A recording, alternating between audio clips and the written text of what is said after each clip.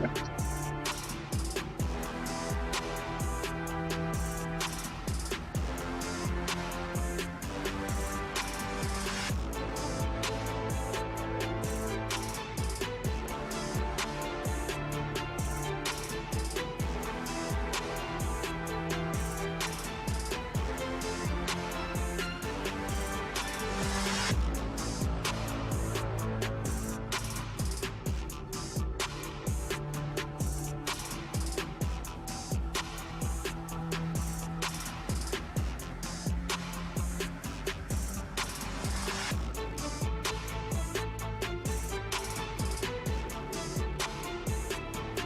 Peace and welcome to the culture right here on the Black Star Network. Folks, we got a great show for you today as we continue to talk about the issues that matter the most. Let's first talk about what's going on with Travis McMichael. This was the young white male that was convicted for killing Ahmaud Arbery.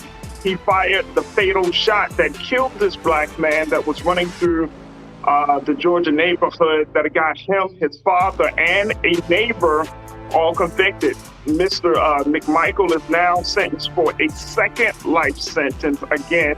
And we'll talk a little bit about the impact of that. Also, let's talk a little bit about medium. I know there has been a lot of conversation about content on certain media spaces, but what about the mediums themselves? We'll have a discussion about it. Plus, we got some things for trends folks that doing the most and a whole lot more. So stay with us. That's all happening on today's edition of The Culture right here on the Black Star Network. Let's go.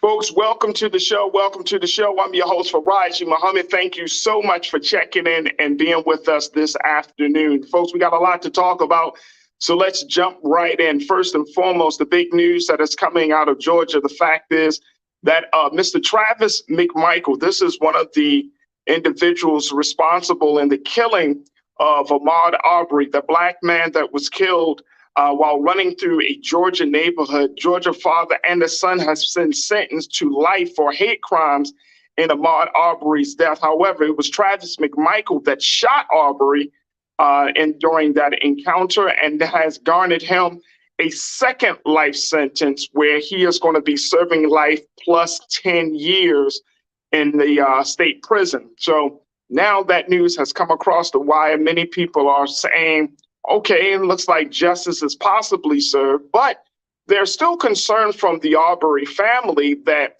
this is not enough, considering that the Arbery family has alleged that the prosecutor in the case has done some level of cover-up to protect the father and the son in this situation. Let me just share with you a little bit about this. Keenan and Lisa, if we can post this screen quote about them. On Monday, several members of the Arbery family asked the judge to impose the maximum sentence and insisted he serve his time in state prison. Now, while Monday's sentencing hearing signaled the end of the lengthy legal process for Arbery's killer, his mother, Ahmaud Arbery's mother, Wanda Cooper Jones, she noted that former Glenn County District Attorney Jackie Johnson is still awaiting trial on charges of violating her oath of office and hindering a police investigation. Prosecutors allege Johnson used her position to protect McMichael and his son. It is also said that Cooper Jones says she'd like to see consequences for Waycross Judicial Circuit District Attorney George Barnhill, who initially claimed that McMichael and Bryant acted in self-defense. As according to Ahmaud Arbery's mom, she said, the journey is not over. We still have more to do, she said at a press conference following the McMichael's sentencing. Folks, let's jump into this conversation. We want you to join us in this discussion as well. So make sure you post your comments on our Facebook page as well as all of our streaming platforms, especially if you're streaming from blackstarnetwork.com. I want to bring in my culture crew member for the day, Jules P., who is a hip hop artist and activist, to get his take on this new legal development, a development that many people foresaw happening as a result of the intense nature of this federal hate crime. Jules, it's always good to talk to you on Monday, brother. How are you this afternoon? What's going on? How you feeling? I'm good. I'm good. Hey, Jules, first and foremost, let's talk a little bit about your thoughts around this Arbery case. Travis Mcmichael gets a second life sentence. This is the son. His father is already in prison. The Roddy Bryan, who is the neighbor, is already in prison. Do you think that justice has been served for these killers? I mean, if you want to look at it from recent years, I mean, we're getting more than what we got in the past. That's always a step forward. And when you can get, actual sentencing and actual penalties for, killings of unarmed Black men, to actually take a step forward, and that finally happens where we're getting the actual sentencing now from, judges and juries, it's actually a step forward. So, because there's plenty of cases still that we don't have any settlements on, or, any type of prosecution in motion for these type of killings of unarmed Black men. So the fact that we actually gotten, we're getting more and more recently, I'll say it's a step forward. I agree with the family. I think that it's kind of sort of like one of those situations where you see it affect us the most, is the fact that you're really arguing to protect somebody against killing us. Like, that's the part that really, whether it's on camera, whether it's not on camera, I mean, it just doesn't matter. Like, the fact that there's really argument against it, and that's causing more of an uproar. So yes, the sentencing is worthwhile. Yes, he got the second life sentence. Okay, but the fact that there was, the family is still saying, hey, let's go after these prosecutors, because they're actually they're trying to protect him from his sentencing and from the actual crime committed. I mean, Ahmaud Arbery was just jogging in the neighborhood, and y'all felt like y'all was Cape Crusaders to go track him down and kill him, talking about there were robberies in the neighborhood or crime in the neighborhood. Y'all felt like he was a part of it. Like, I just, there's no justified reason. So your life sentences are well-deserved, long overdue, but they're well-deserved. I mean, it's sad that it's 2 years later, but I mean, understanding the court systems and how long legal processes take to, prove all the facts and evidence, we have a ruling. So, I mean, 2 life sentences, I mean, let's celebrate that. But I do also agree with the family. It's like, let's take a realistic step back and look at, like, why we really, I mean, I get arguing both sides when you go to court, but I mean, come on, like, it's just getting stupid at this point. Yeah, I mean, I think one of the big things for me, Jules, is the simple fact that, one, that the prosecutors even tried to, or the judicial folks in this case, in this county, even tried to cover up this situation. If y'all remember, it wasn't for weeks until they were finally brought into a police department. It was a good length of amount of time between the actual killing and the fact that, they weren't even, I mean, it was crazy, Jules. They weren't even really looked at. They weren't arrested like moments after or a day or two after. It took weeks. And so when you look at this situation, it just speaks of racism. It speaks of corruption. It just speaks of a lot of things that America often tout itself as being past. And I think this case right here in particular was just so blatant. And the other part about it, this was all happening during the day. Yeah. This wasn't even like the middle of the night. This wasn't like a Black man running, jogging in the during the nighttime hours, which people do, right? Right. But this all happened during the day.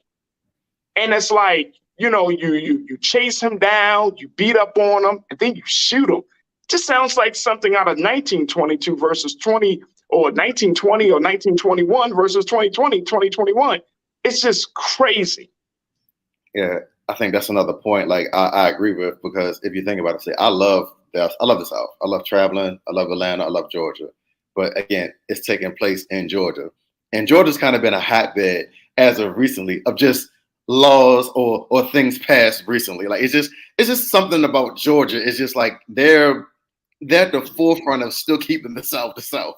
Like, it's Right. something going on down there where certain things are still acceptable. So you tracking down a Black man, shooting and killing him in their mind, like you said, the fact that they weren't detained right away when it happened meant, oh, this is acceptable. This is fine. This is what we do down here. And it's like, can we get away from that mentality? That would speed up the process a lot more of actual corruptness going on around the country, because that's still a mindset in some states and some cities. I'm not going to blame the whole state of Georgia, of course, but it's just in certain cities, certain counties across the nation, that's still acceptable.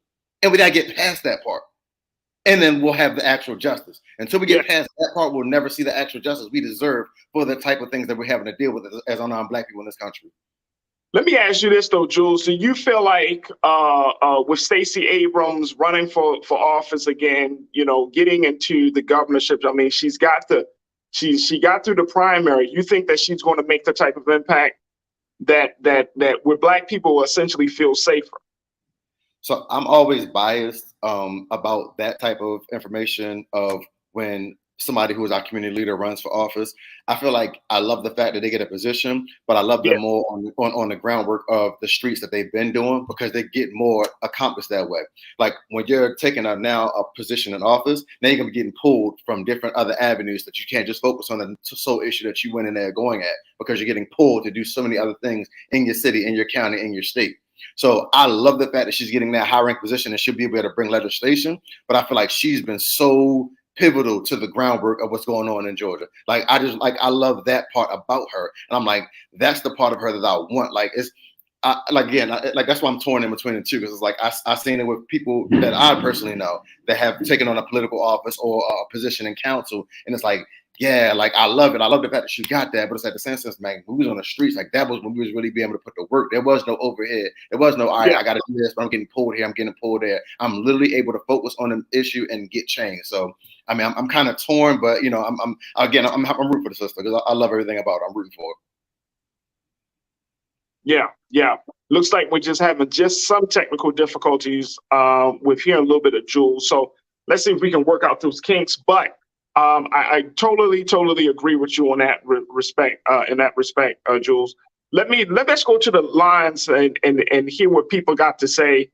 And I would love to get some comments in. Folks are checking in right now. It's Culture Crew, my online Culture Crew. Y'all know how we do. Make sure you post your comments. Let's jump right into it. Damon, my man Damon, good to hear from you today, bro. Happy Monday. Damon, you checked in and say they all need to go to jail. Facts. Right. Facts. They really should have gotten a death penalty, Damon. That's how I feel about the whole situation. They should have gotten a death penalty. This is a federal hate crime case, Jules. So, you know. Can we talk about that? Because that's what I like. So what is the rules of the death penalty in different states? Because I feel like when you take a life, you reserve your life. Like I just like, what are the rules? Like where are we? You know, it depends on the state. That's what I'm saying. It still depends on the state. Still depends on the state. You know what I mean? Like, and you know, certain states like Maryland, where the death penalty is abolished, and then other states, you know, you can still get it.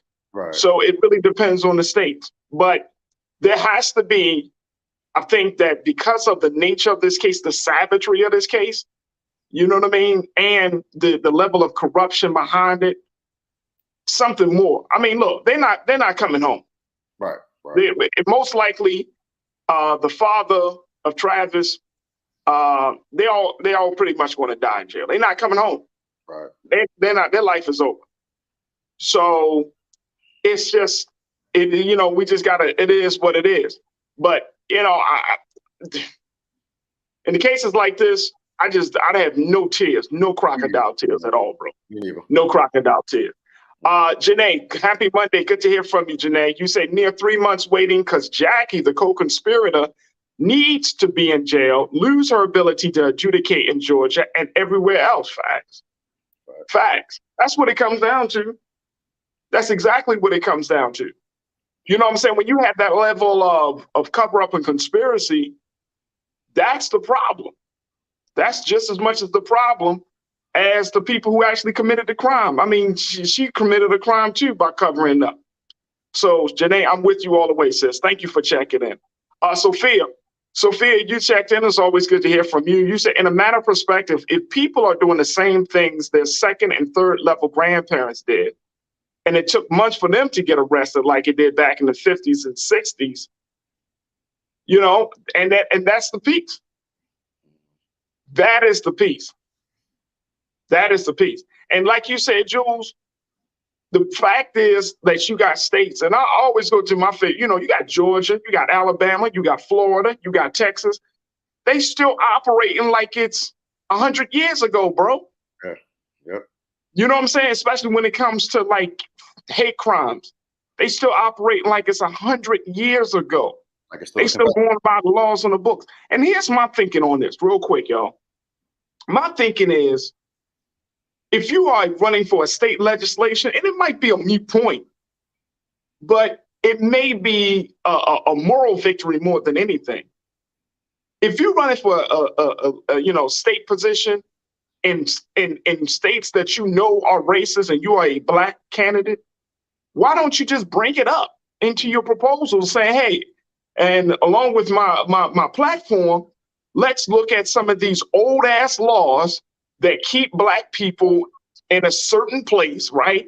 Where we still have to, fight for our humanity. Like, get that stuff off the books. Right. You know what I'm saying? Like, and I'm not saying, we know that, for example, we all talked about it. The Constitution said deems Black people to be 3/5 human beings. I wish somebody would have just keep kind of pounding that. Maybe that's a part of the reparations conversation that we need to have to say, hey, we're not 3/5 of a human being. Along with the reparations of land and money and all of this other stuff, y'all need to take that out the Constitution. Because we taxpayers, we fight in your wars, we do everything else. So damn, we need 3/5. That has to be amended, change something. That's crazy. But on the state side, it's going to be much easier. Bring it up. Yeah. Show the hypocrisy of the policies.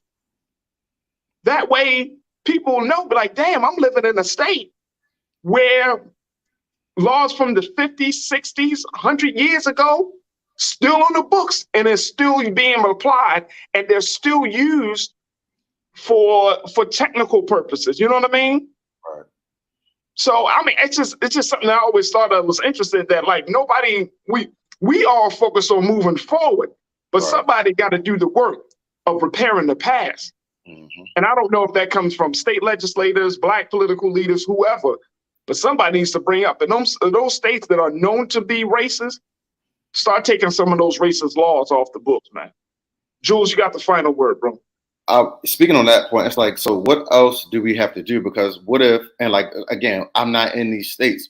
So what if they did have state legislation that passed it up to get to Congress and then they denied it? And like, what I'm saying? Like, I think about like something like so weird is like, what are we not hearing about? Like, why is it still operating like it's the deep antiquated South with, like it's still the Confederate South? Like, why is it still acceptable to have in certain cities and certain counties that they're still allowed to do these type of things? Like, I feel like that, I don't know, like in a country where we're supposed to be the land of the free, home of the brave, where all these laws and rules are passed on a daily debate, we're having all this legislation, all these meetings in Congress. It's like, how are we having all this to go for? Like you said, I agree 100%. How are we having all these rules and laws and meetings to go forward, but we still can't fix what's in the past because the past is documented as saying, hey, you're still 3/5 of a person. Hey, this is still acceptable. Hey, when you're committing a crime, we're not going to get you right away. We're going to wait till a due process and fight on your behalf to see if you really did it or not, even though we know you did it. Like, why is that still the mindset and thinking of this nation? Like, I don't agree. Like, I think that's what's throwing it off, where we can never progress if we still have those laws. Like, if I'm labeled as a bad person, I can't move forward if you're going to keep on labeling me as a bad person. I have to get you, hey, he's changed, he's turned around, he's did his thing, he's gotten leadership, he's gotten counseling, and now he's on the right path. That's the way that we have to go. But if the fact I'm still looked at as a bad person from my past, that's the same way these states are going to operate. Absolutely. Well said, bro. Well said. All right, folks, look, we got to take a quick pause. When we come forward, let's have a conversation. Speaking of murder, let's talk about the murder rate. I'm going to share with you some surprising news that has come out of the FBI just a couple of days ago about murder in the country. And more importantly, how we contextualize murder and the conversation about it. We'll have that discussion. So stay with us. A whole lot coming up in the second 30 of The Culture right here on the Black Star Network. We'll be back.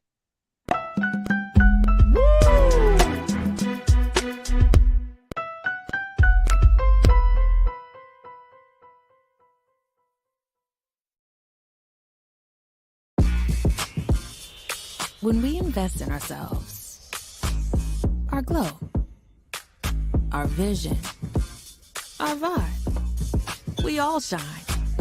Together, we are Black beyond measure. Pull up a chair, take your seat. The Black Tape with me, Dr. Greg Carr, here on the Black Star Network. Every week, we'll take a deeper dive into the world we're living in. Join the conversation only on the Black Star Network. I'm Terrell Owens, America's Wealth Coach, and my new show, Get Wealthy, focuses on the things that your financial advisor and bank isn't telling you, but you absolutely need to know. So watch Get Wealthy on the Black Star Network.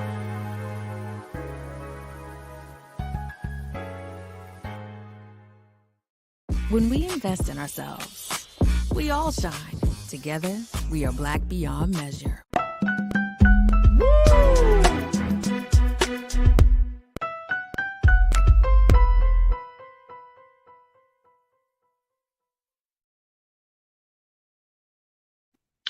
Folks, welcome back to the culture here on the Black Star Network. All right, let's talk a little bit about something that many of us might be surprised to hear.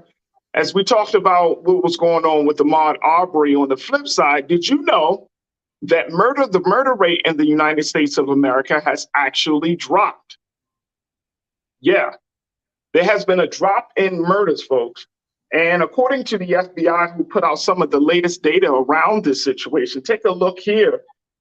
Check this out. Let's put that first quote up, please, Keenan.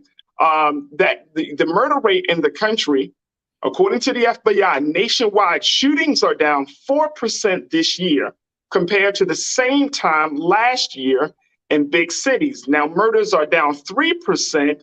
3%. If the decrease in murders continue for the rest of 2022, it will be the first year since 2018 in which they fell in the United States.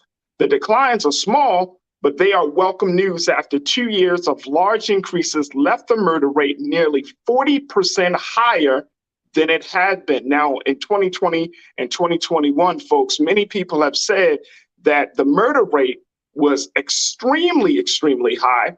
Now, that was due to a lot of issues, from everything from COVID to law enforcement dealing with the blowback from police protests. Check this out. Let me share with you this. This is what's up. Let's go to the second quote. 2020 was a chaotic year overall. With COVID, protests about police, and a presidential election, this turmoil fostered social discord and anonymity, which also could contribute to murders. As people lose trust in each other and their institutions, they are more likely to lash out in crime and violence. As the chaos recedes, the violence may be receding as well. So this comes from the New York Times. And as a result of that, many people are getting a very skewed view of murder in this country, so much to the fact that they believe that the country is more violent than it has ever been. You might be thinking that in your respective cities, your respective towns and states, that, you know what, murder has gone up. And guess what? I'm so sorry to say this because I'm a part of it, but the media has not done enough to relieve us of the bad news. Now, that is one of the big reasons why we're having these conversations about murder so much. And there seems to be this view, this perception that murder is on the rise, that murder is happening around every corner, that murder seems to be the order of the day. And this bad news that is being perpetuated by media is often causing people to feel less safe. Now, also, let me just share this with you, as the New York Times put it out, that when the media reports, check this out, they said this, when the media reports on crime, and let's go to this third quote real quick, Keenan. When the media reports on crime, it almost always focuses on grim stories. Y'all, I'm sure many of you have known that. It always focuses on grim stories. A recent analysis by Bloomberg found that headlines about shootings in New York City recently increased, while the actual number of shootings remained relatively flat. The old cliche here is that if it bleeds, it leads. The constant stream of bad news is one reason experts say that Americans consistently say crime is getting worse when it is not. Between the 1990s and 2014, crime, including violent crime and murders, fell more than 50% across the US. Yet for most of that time, a majority of Americans told Gallup that crime was up compared to the year before. The bad news bias potentially leaves Americans more scared for their safety than they should be. It also may drive more people to believe that punitive criminal justice policies are needed or that reforms are increasing crime when they are not. Wow. Let's go to Culture Crew member Jules P. and let's hear what he has to say on this. Jules, are you surprised by the fact that people think that murder seems to be so rampant when in fact the FBI is saying it's not? Things are actually slowly, even though slowly and gradually, things are getting better. What's your take on that, bro? Perception is reality. So when you, wow, I agree with the news take. So if you're, look at the line, if it bleeds, it leads. So in cities that, well, in the city that we live in, if you start off the news with a shooting, okay, so let's start off with the 12 o'clock news. Let's just say there was a shooting let's just say the 6 o'clock news. Let's say there was a shooting in the afternoon. So the shooting, let's say, will happen around, around 2 o'clock roughly. So we get a notification on the little news apps, whatever, about that, like that. The 6 p.m. news, 8 p.m. news, and 11 p.m. news will all lead off with that shooting. And it's like, then it continues on to the next morning. We'll follow up because the morning news from the day before didn't get a chance to report and talk about it. And then we'll follow that story during the course of the day. Say we're still investigating that shooting. Then it goes to waste because there's another shooting. So it's like, it's literally the first story of every news broadcast. So across the country, I can say, hey, according to that report, it's down. But when you live in high crime cities or high crime areas, you don't feel that at all because that's all you see. We're coming off another violent weekend here in Baltimore. Right. And I can't say that I feel like, the crime is decreasing, it's going down, if that's what's perpetuated every time I wake up. I don't even have to get on the news because I don't even watch the news as much as I do. I have the apps. So first thing I look at when I scroll on my phone is my headline before I even get to my actual phone, the notifications on my home screen, 15-year-old girl. Like it's literally every day. It's something. And that's in high crime cities. So that's what we have to deal with. So according to the polls and across the country, okay, it might be down. And that's great. So the thing that I always say, and this is like, again, I can't think like a criminal. I can't think like a murderer. So I don't know what goes on their mind when they're committing these crimes. But in cities that have made changes, I feel like it's a brother help brother type of deal where what worked for you in your city and your state, bring that to the cities and states that are dealing with high crime. Because if it's working for you, there's something that was effective. Whether it was a change in commissioner, whether it was a change in protocol, how your officers handle situations, whether you're opening up more community centers for youth to have places to go so they don't have to be involved in streets and crime and drugs. Like, what worked for you that can now help us get our crime down? Because I feel like we're dealing with repeat cycles in certain cities. It's like we feel like it will never change. Now, the country can say it's changed, but we looking from the outside in don't see that because we look from the inside out. We don't see that because we're dealing with it right here on a daily consistent basis. So I would love to say, hey, well, I heard in North Dakota, they had a murder in 3 months. That doesn't register to me as something I would care about when I'm dealing with something every 3 hours here. Like, you know what I'm saying? It's always something that brings you back to that negative space. So it's kind of like a social media driven world where that negativity attracts attention. So when something happens, we got to beat it and people say, like, this is what's going on. This is what you need to focus on. It happened in this area again. Oh my God, we had officers, but they weren't around. Like it's always something that's bringing that crime on the forefront of these certain communities. So like whatever you're doing in these areas that is working, be a brother, be a sister, bring that to, hey, let's network and link up. Well, let's try this. And then it's going to be trial and error because again, what works for you is not going to always work for us. But let's do trial and error to help us get our crime down so we can also be a part of the majority instead of minority. No, I agree with you, bro. I agree with you. First and foremost, I think that you're absolutely correct. I think that if you move from one city to another, you got to bring the energy of peace, right? You got to bring the energy of healing, and that you should be a part of that community of whatever new city, new space that you're in. You should be a part of the solution. But I do think that, and there's, I recognize this. I work in media, I work in news, I talk about this, and this is partly why, folks, I don't like to keep having certain conversations, even on this show, when I do my radio show. I don't like to have certain conversations about murder. I don't like to, because without, understanding how powerful the platform really is, and most importantly, how powerful perception is. Like you just started off your remarks saying perception is reality. That is true. Those of us in the media, we have to be more responsible in understanding that people, as much as they might say, no, this stuff don't influence me. We are influenced by this stuff. We are influenced by what we hear, by what is done. But most importantly, we're influenced by the platforms and the people who gives us the information, right?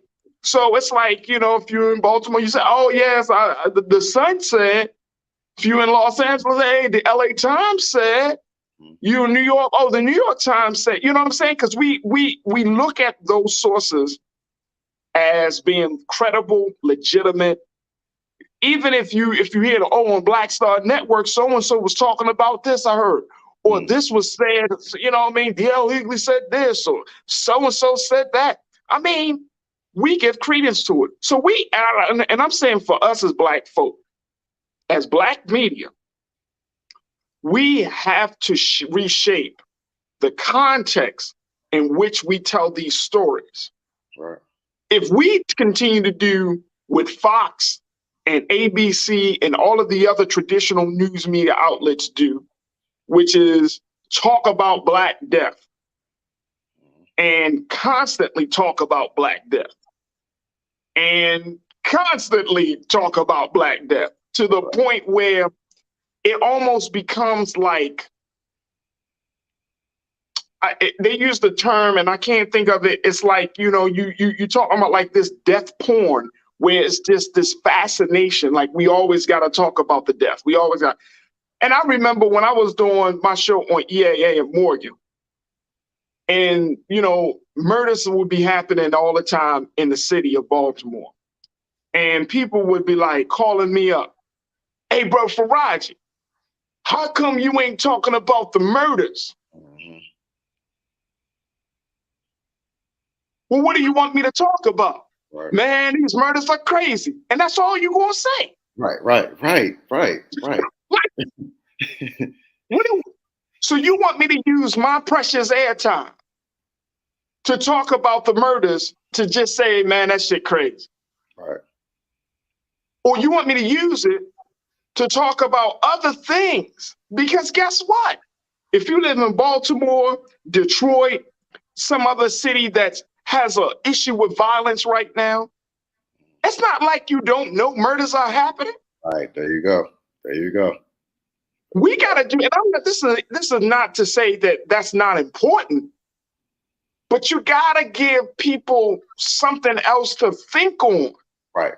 That's the point. Otherwise, when people tune in, they're going to be like, well, they talking about the same stuff that my homeboys and the neighbors and the coworkers are talking about.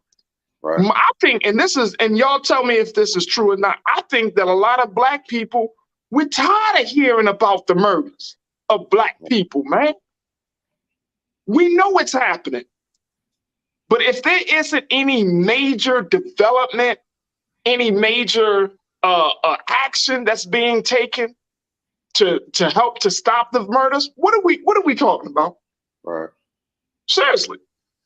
We could talk about, stop the violence efforts happening across the country in different cities. Like, okay, we can highlight those organizations like We Are Us or Peacekeepers or, Safe Streets or whatever the organization it is. But if you just want to talk about the murders, just to talk about the murders like it's some gossip. Like I heard, then that conversation is not going to get us anywhere. And that's just that's my personal experience, Jules. I agree with that 100%. You know, I do. Like that's the epitome of the world that we live in. If I live in a city where we're heavily dealing with murder or violence or crime in general, but my media outlet and my platform give so much different perspective on life going on, Black art, Black culture, that's what I'm going to focus on.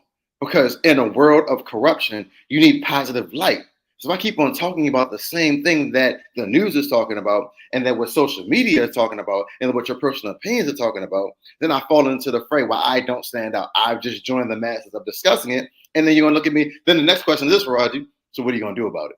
Because we're not just going to be talking about it all this time and keep on bringing it up every Monday on the show. Hey, man, over the weekend, it was this many murders. Over the weekend, it was this many murders. Because the next question your viewers going to say, well, what are y'all doing about it? Y'all just sitting there talking about it. What y'all going to do about it? Right. So that's the space that you want to stay away from. The negativity drives headlines. I can tell you the funniest thing that happened was last week. We know Brother Roland, all the philanthropic things he does in the community for us. But the one time he claps back at somebody online, that's the headline. It's not about all the work that he does. It's not about the Black Star Network being a source of media for Black people to get their voices out there. It's not about nothing positive. The one time you clap back at somebody, oh, that's what we're going to talk about. And it's like, okay, that's the mentality now. Because it's like, you can't even do, the man has a whole positive platform of Black voices, giving Black culture, talking about different, I mean, we meet different actors, actresses, music artists, sports, and people in sports realm. What's going on in the community? What's going on in your states? Laws being passed, information that we don't know on a consistent basis because we don't get that from the news. So the media and the information that we're getting from this network that's positive, that's giving us a different mindset and a different holistic view of African-American culture. It's like the one time you clap back, it's like, oh yeah, but this is what he do, bro. That's him. Like, no, this is him. Right. This is what we do. And it's like, that is what the media portrays when it comes to the violence. So that brings it back to what I'm saying. Like, all right, if we talk about it, okay, fine. Me and Farajii come on every Monday, y'all, and talk about what happened in Baltimore, what happened in Chicago, what happened in Detroit, what happened all across this country in crime and violence. And y'all going to sit there in the comments and say, well, what y'all doing about it? All y'all do is talk about it. What y'all doing about it? But we're giving y'all this knowledge on this daily, consistent basis of so much going on in the culture, positive change. You're meeting people that have podcasts. You meet people that have businesses. You find out information. You find out about different marches and things going on in different communities that you can't find on the news. So that's what our job is, and we're going to continue doing that, pushing out the culture. That's what our purpose is. Let the media and the news do what they do, but we're going to continue pushing out that culture and change so you have a different perspective of, okay, yeah, they might be wilding out over there, but they also got this going on, so it can't be that bad. Like, it can't be just all violence and all murder all the time. Like, it's not safe, or it's a shooting zone every time you go outside. There's actually positive things going on. And Jules, to that point, bro, that doesn't bring any peace of mind to Black folks. Right.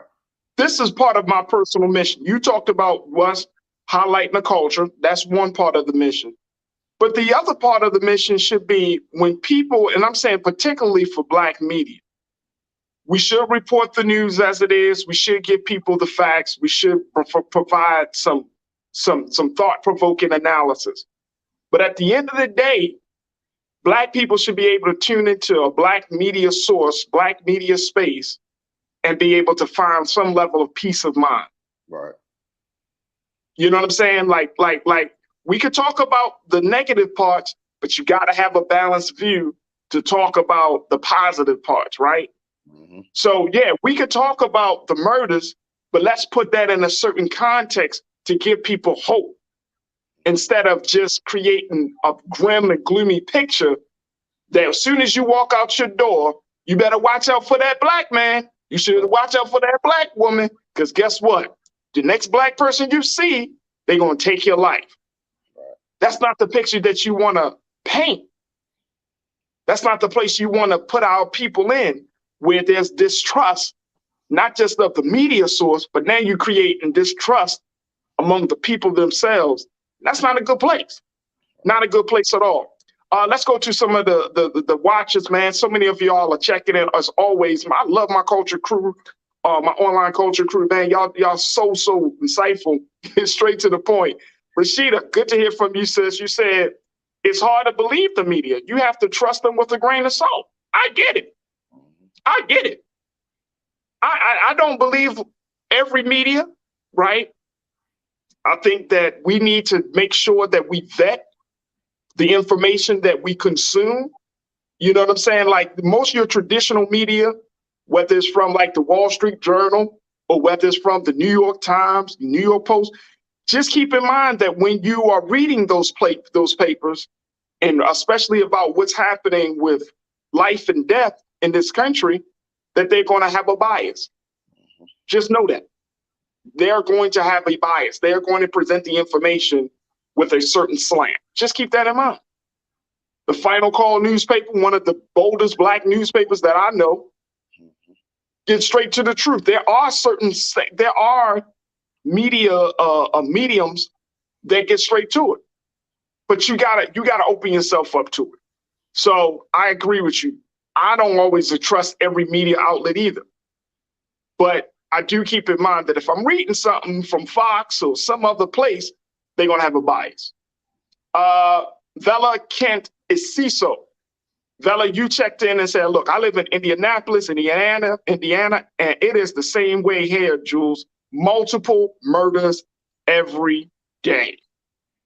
Damn. I hear you. Vela, thank you so much, sis, for checking in. Brother King Lee, you my man, you said, Brother Farajii, there is not enough Black-owned media in the U.S. and globally. Some of our Black-owned media outlets need to respect their viewers and not disrespect their viewers. Facts. If y'all came here to tune in, y'all want to talk about Black death porn, that's what I'm gonna call that. Y'all want to constantly talk about Black people getting beat up, Black people getting killed, Black people going through horrendous pain, Black people getting locked up, Black people getting knocked in the head. If you want that tip, on that vibe, don't I can't help you. I'm not putting that out there. And I think, Jules, for all of us, right? We just got to say a line has got to be drawn. Fine, go to some other site for that shit, man. Don't come here. Because don't tune into the culture, because I'm not going to keep on putting, that does something to the mentality. And I've read books, I study a little bit of social science. That does something to your brain, man. And some of you got your children watching. Why would I put certain stuff on this platform when you got your children watching? When you got the babies watching? Here you are, you so excited because you got a Black-owned media institution and platform, and you got the baby, and then your first time that you're showing your son, who might be 13, 14, 15 years old, and then I'm constantly talking about how white people whipping our ass.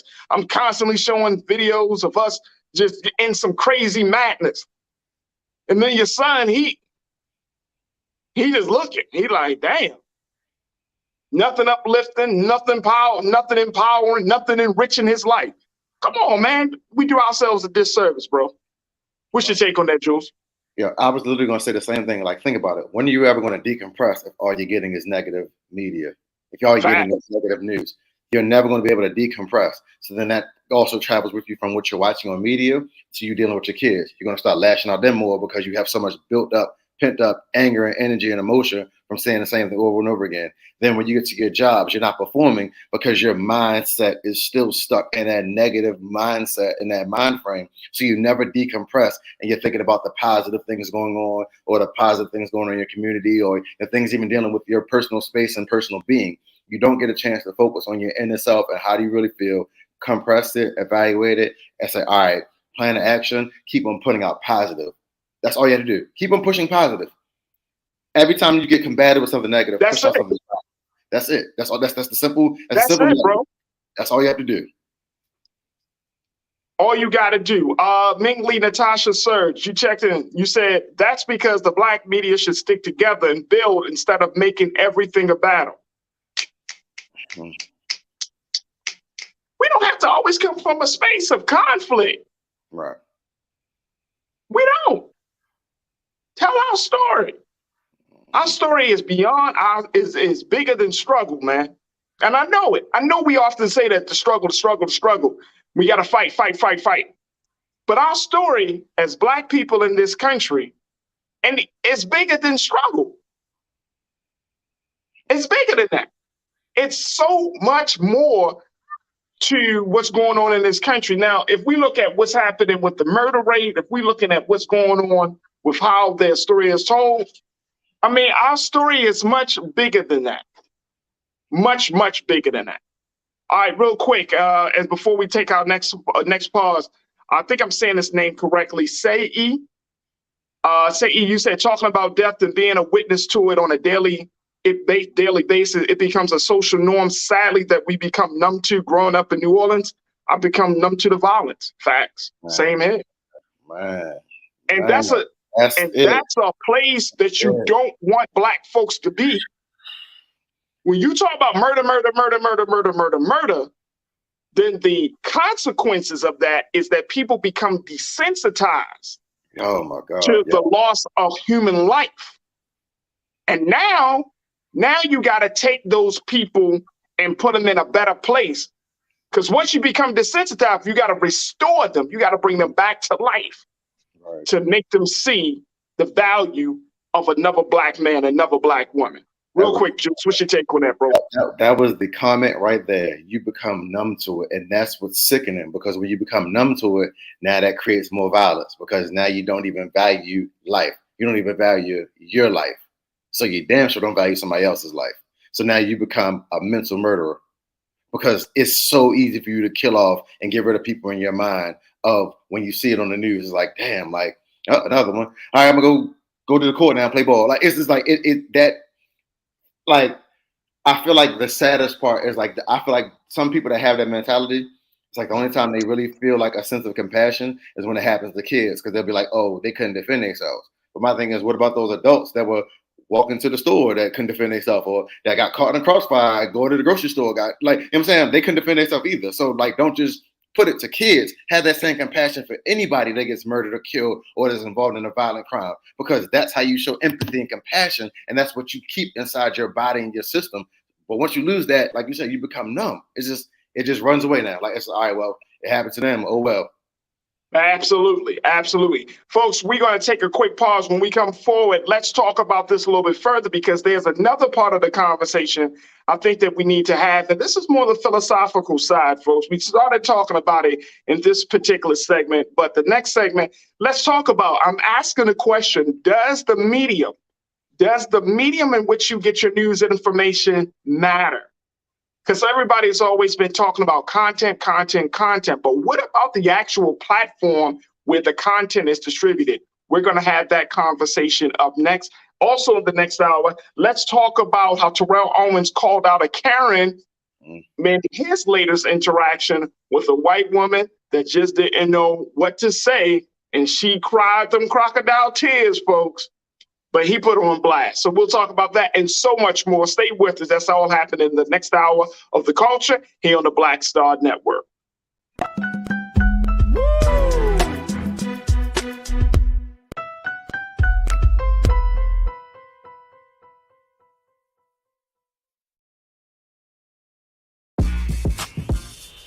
When we invest in ourselves, our glow, our vision, our vibe, we all shine.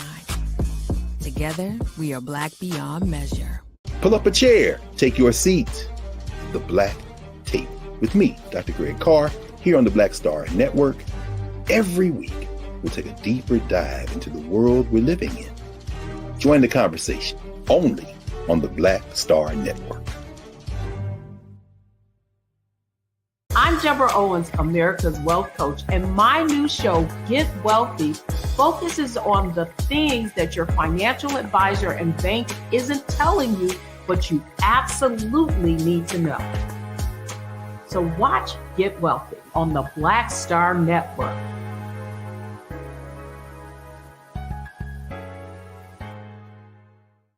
Hi, I'm Dr. Jackie Hood Martin, and I have a question for you. Ever feel as if your life is teetering and the weight and pressure of the world is consistently on your shoulders? Well, let me tell you, living a balanced life isn't easy. Join me each Tuesday on Black Star Network for A Balanced Life with Dr. Jackie. We'll laugh together, cry together, pull ourselves together, and cheer each other on. So join me for new shows each Tuesday on Black Star Network, A Balanced Life with Dr. Jackie.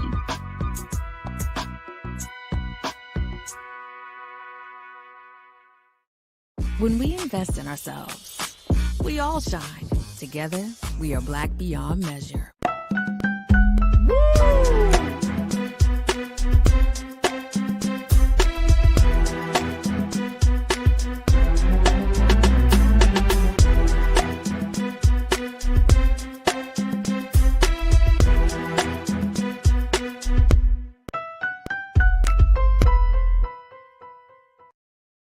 All right, folks, welcome back. Welcome to the second hour of The Culture here on the Black Star Network.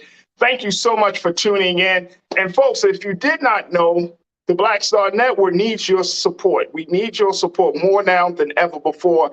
As you know, Brother Roland has been rocking and rolling, traveling across the country, putting out the good word of this Black media institution called the Black Star Network. This platform, this institution that continues to bring you the information, to continue to have the conversations that are important to you. And so guess what? We are still looking for your support right now financially. We want you to help us as much as you can, folks, as we continue to build. This doesn't mean that this is the end of the show. I know you often to say, oh, Farajii, you talk about that. But seeing the growth and most importantly, the demand for Black media now, this is important. So again, we ask that you give financially to help us in this great work that we're doing, providing a space, and most importantly, having you cultivating a voice for Black people that has yet to be fully heard in this country. So make sure you'll show your financial support for Black Star Network at blackstarnetwork.com. All right, folks, this other conversation that we started touching on a little bit in the previous conversation, talking about the murder rate and more importantly, the bad news bias that continues to control how our story is told, and most importantly, how the story of violence is told in this country. And it leads us to ask the question, does the medium matter? Medium being, does the platform matter? There has been a number of people who are saying, I didn't want to be the true. This is an op-ed that was written, but it said that the platform does matter. It's not just about the content.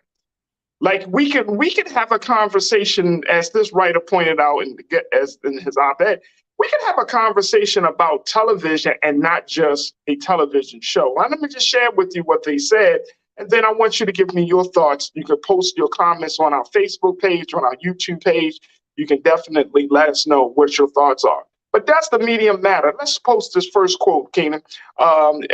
This comes out of that Ezra Klein. Ezra Klein is a opinion columnist for the New York Times. I listen to his podcast and often read his pieces. But this is what he said. He said, I didn't want it to be true, but the medium really is the message. He said, we've been told, take a look, we've been told and taught that mediums are neutral and constant, and content is king. You can't say anything about television. The question is whether you're watching the Kardashians or the Sopranos, Sesame Street or Paw Patrol. To say you read books is to say nothing at all. Are you imbibing pot boilers or histories of 18th century Europe? Twitter is just the new town square if your feed is a hellscape of infighting and outrage. It's on you to curate your experience more tightly. As we're also pointing out this, check this out. He said, there is truth to this, of course, but there's less truth to it than to the opposite. McCullen's view is that mediums matter more than content. It's the common rules that govern all creation and consumption across a medium that change people and society. Oral culture teaches us to think one way, written culture is another. Television turned everything into entertainment, and social media taught us to think with the crowd. Wow. As I said, all this happens beneath the level of content.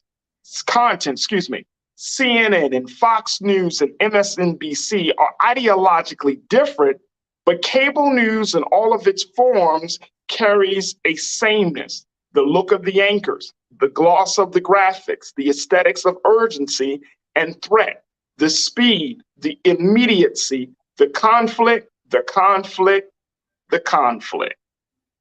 Wow. Media That is the name of the game. It's not just about content. It is also about the platform. And that's why we are talking about this, because the platform matters just as much as the content. When you, for example, we talk about Black Star Network, if you know anything about history, you know that that this platform is a homage to the thinking of great revolutionary and visionary minds like the Honorable Marcus Garvey and others, that there's a certain level of independence that comes with this platform, that we can have a conversation about, politics of the day, educational issues, healthcare disparities, and all of those things. But because they're on a platform called Black Star Network, those conversations are going to be curated. Those discussions are going to be handled with Black people in mind. And I'm saying for the best, for the benefit, for the enrichment, for the enlightenment of Black consciousness. That matters a lot. But what's your take on it? Join us in the conversation. Post your comments, Culture Crew, to Facebook, YouTube, and let's bring back our Culture Crew member. He's a hip hop artist. He's an activist. Jules, what do you make of this idea? Does the medium matter? The medium does matter. So I was thinking of funny examples when you were reading it. So let's take ESPN, for example. We know they're going to talk about sports, but not only are they talking about sports, it's coming from credible sources. They don't just bring anybody from the barber shops and in the neighborhoods talking about what they saw in the game last night. Credible sources, journalists, communications, they created a whole platform where you're getting the actual stats and reports directly from the sources. Okay, so let's take that for example. So that's the media. Let's take Fox News. I mean, right? Fox News. We ain't got to talk about it. We don't watch it. But, we all know. So, all right, next. Black Star Network, exactly what you just focused on and talked about, and what we just talked about in the last segment. What our platform is, what the shows are curated to do, what information they're trying to put out there, okay? I feel like the medium is the most important, because you can have a network, or you can have a station, or you can have a channel, and then you can drive off anytime the ship to go and join the negative. And then now you do become the credible source. You just come in part of the norm and try to do what everybody else is doing. That negative headline that we discussed earlier is what's selling. So if that negativity sells, you started off with the idea like, hey, I'm going to go do this. I'm going to go do that. This is what I'm going to focus on. And then as soon as you see that your ratings and your network ratings are going down, it's like, all right, well, let me focus on the stuff that people are talking about. That negative thing that's popping, that's going to make my ratings and my network get its fame and its publicity, and let me put that out there as the leading source. Or let me create and get the shows that are like the Kardashians, that are like the Sopranos, that are like the Sex and the Cities, to now take away from the basis of what my network was created for, and now let me put that on there so I can get ratings. Everything is about ratings. It's like if you don't have ratings, then you don't have a job. There's ways to do this, and it's called creating that space in your own space to thrive in. It's not going to be a microwave process. Sometimes it's going to be a crock pot. It's going to be a slow cooker. Most people want that microwave success when they create something. They want to be popular right away. They want the success right away. All of these networks didn't start off like that right away. They built their brand. They stuck to it. And over time, then they gain that traction into getting into those spaces where they're able to get to those platforms and those actual networks that are now buying into them because of the hard work that they put in. But now everybody wants to be in this microwave world where I'm going to start off this way, but since this don't work, I'm going to jump right to the negative, and that's going to get me out there. Yeah, that fame lasts for about 2 or 3 seconds, and then you know what happens? You get drowned out by everybody else talking about the negative. So if y'all talking about the same thing, now you get lost in the sauce. So I could tune into the culture to hear about the positive stuff, but since they talking about the violence, well, I might as well watch the news, or I might as well go on Shade Room, or I might as well go to these other sites that are doing that same thing that's more access and feasible. Why would I want to wait every Monday through Friday from 3 p.m. to 5 p.m. to listen to the culture talk about it when I can scroll right on Twitter and see it, or I can scroll right on Instagram and see it? So that's where you lose the credibility. We're bringing something to the table that's different. So that's why I say the medium does matter, because the type of the content that we're putting out there, not even just focus on the culture, but whatever your space and media is, if that's what you're pushing, that's what your medium is for you to work and continue to contribute to that aspect of it. Yeah, bro. And I think that's part of the reason why we need to have this conversation, right? Like, because I think that we underestimate the power of the medium, right? Because everything, let's keep it a buck. Everything has become a form of propaganda. And as a student of communication, as a student of journalism, you know, we often, and I see this often in Black media, we talk about, you know, the importance of adhering to journalistic ethics and standards, right? Just sticking with the facts, you know, not going too deep. And in this platform, on this show, we provide opinion, right? So we stick to the facts. But even in your analysis and your opinions, let them be rooted in something factual, right? Like, don't you just can't come up on here and just talk and be like, bop, bop, bop. And then next thing you know, it's not rooted in anything. You know what I mean? It can't be researched. You just giving wrong information. So there are some standards by which we need to operate from. But at this point, it's just simply about making sure that people understand that all of these platforms have an aim and goal. All of these platforms have interests. Whether you're talking about Fox, whether you're talking about CNN, you're talking about Black Star, whether you're talking about the Griot, you're talking about the Root, Essence, doesn't matter. Everybody has an interest. Everybody has a target audience. And it can't just be about the content. The content is going to be shaped by the interest of the platform. And I think that a lot of people should know that.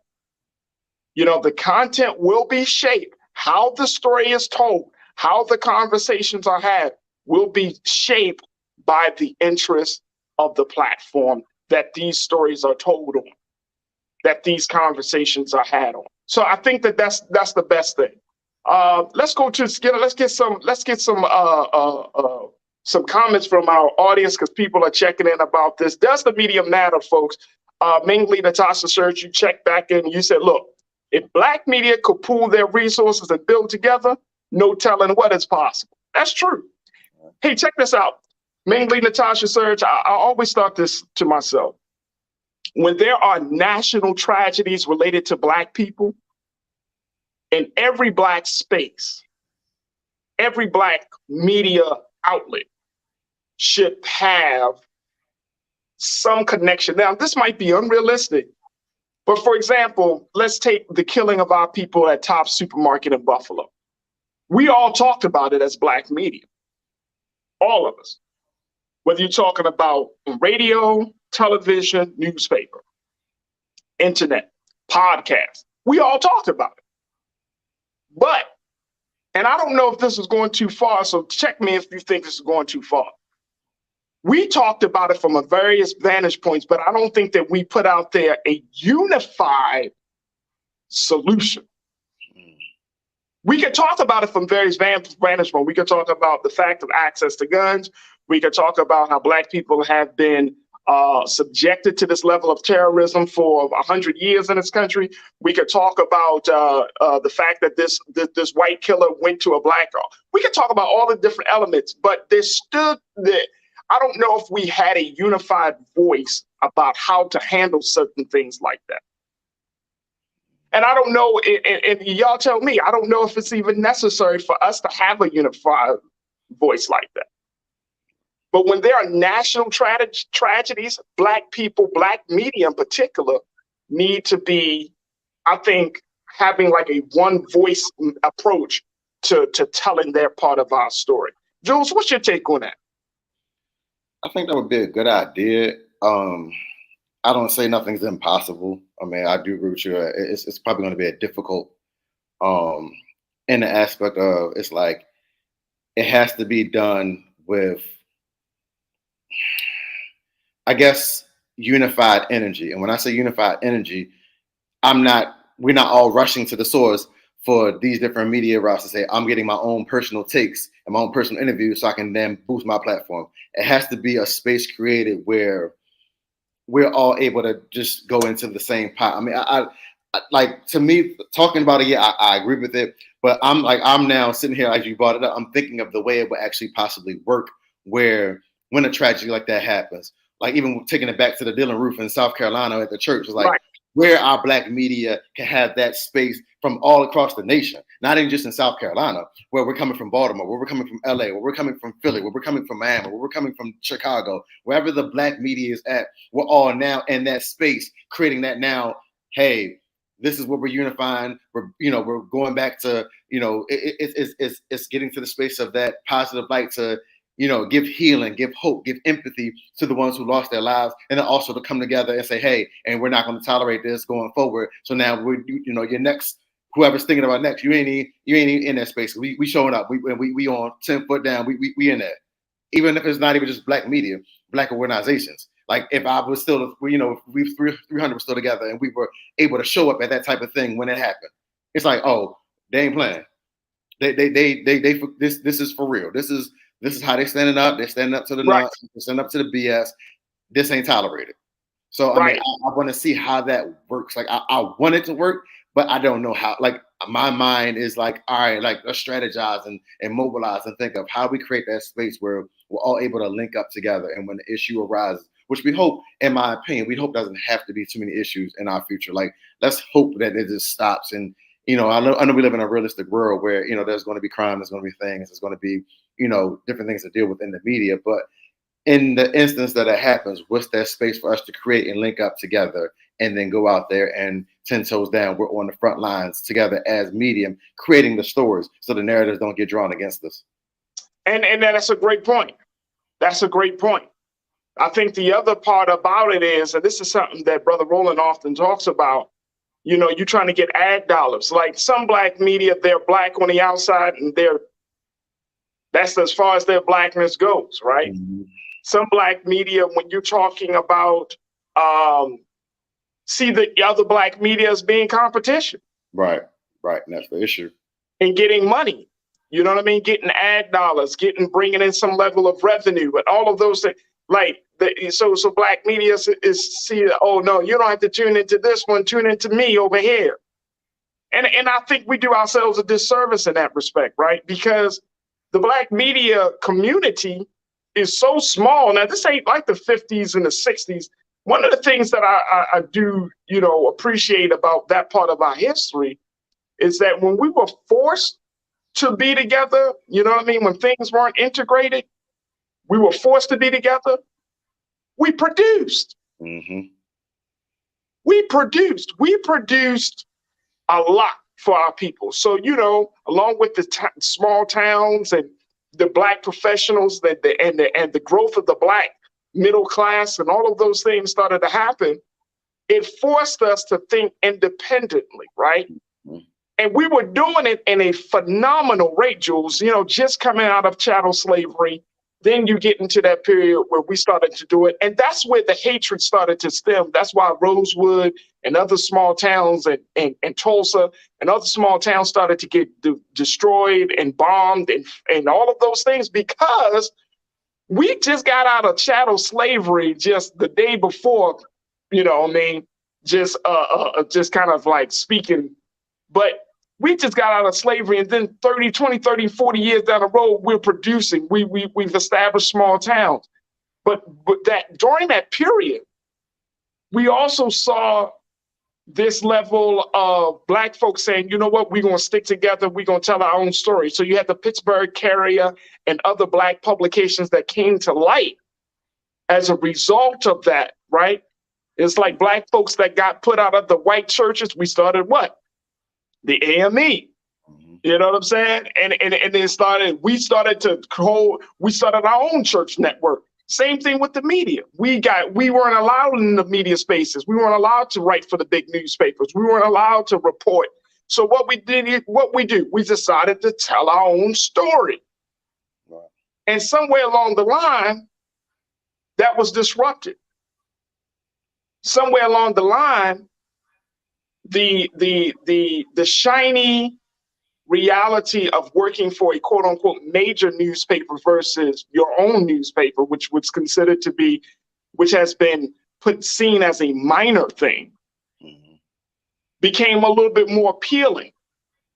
The incentives became a little bit stronger. Where if you work for this publication or if you work for this station, and And we lost something in that process, bro. You know what I'm saying? Like, we really lost the ability to speak our mind, to tell our story, to express our truth. Right. And so, you know, we just have to work our way back into that. We probably have, and I'm sure you will probably aware of this, we probably have more podcasts, Black podcasts, Black websites, you know what I mean, that report news than we probably ever had in the past 20 to 30 years. Right. But there's still some barriers from keeping us being on the same page. And I think that's the bigger goal of Black media. It's not just establishing a platform. That's one thing, and that's important. But the next step is, how do you establish a network where we can help Black people to get, it's like back in the day, if you during the 50s and 60s and 70s, if somebody died in Alabama, you felt it in Chicago. If there was a lynching in Mississippi, you felt it in Los Angeles. Right. Creating a network. And I might just be, you know, pushing out too many big things, and y'all tell me that. But I'm just saying, like, creating a larger network where we're not competing against one another, but we are working arm in arm, hand in hand. We're walking right along each other and said, all right, you got that covered? All right, let's move on. So you in the South, let's connect with this small radio station in the southern part, because they in Georgia, they talking about this. You up north, you know what I'm saying? Like, that level of network building. And I think that's what a lot of people are saying. Like, we need to stop getting away from the breaking down each other and start to build a network, a media, a Black network. And I'm not talking about just a station. I'm talking about a network where it includes radio, TV, newspapers, podcasts, everything. Yeah. So I'm with you 100%. So here's my ideals while I'm sitting here listening to you. Because, you know, my mind's like, the problem that I had with you, Farajii, is you always get my mind working. So it's like, now I was like, all right, I'm starting here. I'm getting ideas. Then I'm like, all right, this is what I got pissed at Farajii. When we get off air, I got to call bro. Like, this was something. All right, so here's something that I thought about. So you hit the nail on the head. So not only do we create that network, network is not talking about television. Network, exactly what you mean, an actual network. This is our LinkedIn, kind of sort of Black LinkedIn, whatever. But our network will now be created where we have the shows, the podcast, the newspaper, the journalism. So I was thinking, you know, I love to write. Music aside, writing is my passion. But I hate when I go to different publications or look at them and they require you to have all this degree and background. Okay, that's fine. That's what your publication will require. I don't have a degree in journalism. I don't. So, but I can write my butt off. So let me show you how I would do it. So the same way when Kendrick Lamar first started rapping and Eminem was like, oh, that's you spitting? Okay, I hear you on the track, but you sitting right there in front of me. I'm going to play this beat. You're going to write this song right in front of me so I can see it. And then we're going to lay the song there. And the song became a huge major song. And it's like, that's how I want to do my journalism side of this network. So because I like to look at things, when I see headlines, I like to do the research. So whatever the headline says, I don't go with the headline. Let me tap in and look at 4, 5, 6 different resources so I can see what the actual gist of the story is. Let me get the actual facts. Let me get the opinions. And then let me create my own opinion and analysis. Then I like to write. So then that's what my getting into the journalism side would be. It's like, all right, if you want to be a part of this Black network, here's the topic right in front of me. I don't care what your degree is. I don't care how many doctorates and masters you got. I don't give a damn about that, because that can mean nothing to me as long as if it ain't coming from the passion of you writing and you taking it. I don't give a damn about your degree. Let me hear this story. Here's the topic. Give me the story. Right then and there. And then we're going to rock and roll. And that's how you build that brand and network so everybody feels all inclusive. So there doesn't have to be, I have to have a degree. I have to be a bachelor. I have to be a doctor. I have to have a master's. Or I have to already done media space. It could be somebody that's never done anything in media, that's been thinking about it for 20, 30 years, had to raise their children, so had to get away from their own personal dreams of goals to raise their children, and then finally get to the point where they're able to do something. So, hey, you can't do it because you ain't got no experience, or you ain't got no background in this, or you don't have nothing on your resume that shows you was on this show, or you was on this paper, or you was in this publication. So it's like, I want to create this where it's all inclusive. Boom. This is where we're going to target it at, and that's how we're going to start it. That's just my mind working. Y'all can let me know how, whatever it is. That's my mind. That's just how I feel. Yeah. Hey, bro, I feel you. All right, let's take some comments from our watchers. Taylor, you checked in. I like you. Hey, Taylor, I love how you said janky. I love the word janky, Jules. When people use janky, you just know it's about to be a whole problem. Janky and messy gets a following. We have to grow our folks up. Facts. Yeah. That's real facts. Yeah. Yeah, let me tell y'all something, man. Look, janky and messy stuff, man. We look, the difference between, I think, and this is all my years of working in media and black media versus in white media. The big difference is that as much as we are sharing and reporting, we also have to teach it and teach and empower, right? So you gotta do both things with black folks, right? Because guess what? There has to be a deprogramming process that has to occur, so that way you're not coming to black media, for example, with the same ear or the same eye as you would white media. Right. Because we're telling the story from a different perspective, and most importantly, we're not the same. Right. So you gotta tell a story, tell the facts, but then you got to provide some analysis and context, because why? The media is so powerful that it will distort how you view your own story. Woo. I'm telling y'all, look, I'm studying this. I want to say that again. White media and its influence is so powerful, it will distort how you tell your own story. So if that's the case, and trust and believe it is, you got to go through this deprogramming process. You got to be like, all right, I'm with black folk. Not to say we're going to give you less equality, not to say that we're going to cut back on anything, on the facts. It's just that we got to provide a different analysis to help you to understand. Because when you watch the 6 o'clock news, those stories are 2 minutes long at most. The big stories are 2 minutes and some change. And they go quick and they go fast. They don't leave you with too much room for you to think on your own. Right. They don't.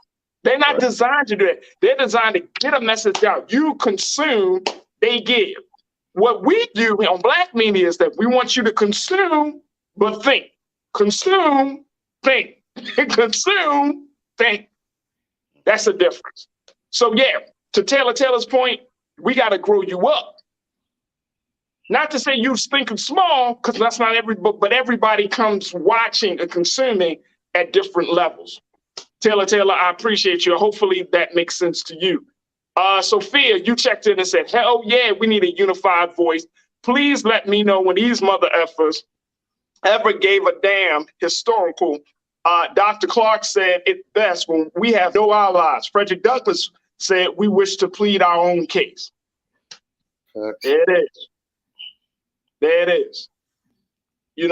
That's the purpose of it, to plead our own case. Brother Roland said that at the very beginning of the establishment of Black Star Network. And that's something that will always be at the forefront of everything that we do. We have to tell our own story. We have to establish our own case. Let's continue to get the comments. Brother King Lee said, Oreo cookies are still a problem within the African diaspora. Shout out to Bing Lee, Natasha Surge, and to me. Hey, you're going to have that, King. You're going to have that. I don't think about them cats. I don't think about it. Bro, we got too much stuff happening right now, Jules, to be thinking about somebody who hates themselves. You know what I mean? To the point where, bro, if you want to go down that road, trust and believe, all you got to do is read history, and you'll find what the end result is going to be on that. Danita checked in. You said, Farajii, you are so right, Taylor. What happened to the village concept? You don't always have to be number one alone. You can collectively be number one. I'm with you wholeheartedly. Danita. The whole thing, the whole idea, and maybe this is something like, again, might be me, Jules, and I might be too far radical in this, but we got to operate from a different space. Yes, I know ratings and revenue. Those are the two. I'll never forget Miss Kathy Hughes, the great Miss Kathy Hughes, the founder of Urban One. She shared with me, she said, Farajii, in radio, there are two things that matter. When I was working for her, she said, Farajii, ratings and revenue. And when she said that, it stuck with me. And she's right, ratings and revenue. However, if y'all support Black Star, or if y'all support Black media, Final Call, whatever the case may be, if you support Black media, the ratings and revenues, the way that we do ratings and revenues doesn't have to be the same the way white media stations do it. I used to work for WEAA, public radio station. We did fundraising drives each and every year, twice a year. People thought that was a foreign concept, but if you go to any public radio station, every public radio station do that, right? They do it in a different way, but they ask for your support in the public radio space. And we think, well, why should I give y'all money? Because guess what? In this capitalistic society that we live in, if you don't put money where your mouth is, or more importantly, where your interests are, guess what? That platform, that space is no longer going to be yours. Yes, you could tune in. That's all well and good. But listening versus investing and supporting are two different things. Right. Listening is good, but when you put your money up, now you dictate the agenda. And why not? Let's be stakeholders. Y'all can buy stock in Pepsi. You can buy stock in Nike. You buy stock in all these other companies. Why wouldn't you want to buy stock in a Black platform that tells your story? All right. There you go. We want a piece of everybody else's company, but we want our companies to operate for free. Like, it don't work that way. It don't work that way. If you want our companies to thrive, our companies need to be supported. It's just that simple. Let's get one more in. Mike V, you checked in. You were talking to Brother King Lee. You say capitalism puts profits over communalism. You can't commune on toxic principles. Facts. You can't. You absolutely can. Capitalism, let me just share this with you, Jules, and I know this is I'm gonna drop something, because I've been in this space lately over the past few days. When reading about this, I'm convinced capitalism is not natural. It's not a natural economic system for Black people, because it emphasizes the individual, where naturally we are a communal people. I'm gonna say that one more time. Right. Capitalism is not a natural economic outgrowth for Black people, because it emphasizes individual accomplishments and achievements versus communal, collective accomplishments and achievements. And that's problematic. We can't operate that. It forces us to think outside of ourselves, to only think about ourselves. And that's against the nature of how we are. Right. That's the nature of how we are, bro. You got the final word. Talk to me. I just think that, again, getting back to the whole idealistic view of this medium that we create, I mean, I do foresee it happening. I mean, I want us to be as much a part of it. I mean, not just because we're discussing it. I don't care to be, and again, I don't care to be the lead or the creator or the originator. I just want to be a part of it that actually creates change. If it becomes politics in between, I don't want it. I just want it to be a part of, if it's actually driving the change, it's actually creating the change in these communities, in these neighborhoods, when we, when it comes to national headlines that's affecting Black people that we're a part of it, I'm all for it. That's big. But once it becomes like, if it's people fighting for power or this versus that, or now you're internally like creating a space against each other, then that's when I don't want to be a part of that. So the idea that you have, I want to be full locked in and go forward with, because again, as the Black medium that we already are consistently, and we've been consistently, like I give you credit, like I said, I've known you for daggone there 20 years. So the Black medium consistency that we've been, that's the space I want to continue operating. If it ain't that, I don't want it. Absolutely. Absolutely. All right, look, we got to take a quick pause when we move forward. Let's switch gears a little bit. Let's talk about, hey, Jules, I got to get your take on T.O., Terrell Owens, and what he had experienced with dealing with his white neighbor. Man, oh, man. Plus, I got to bring you up to speed on trends, posts, and doing the most. So stay with it. That's all coming up forward here on The Culture, right here on the Black Star Network.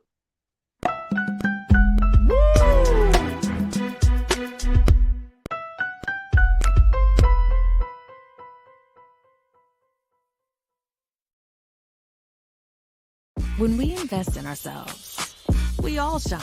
Together, we are Black beyond measure. I'm Deborah Owens, America's Wealth Coach, and my new show, Get Wealthy, focuses on the things that your financial advisor and bank isn't telling you, but you absolutely need to know.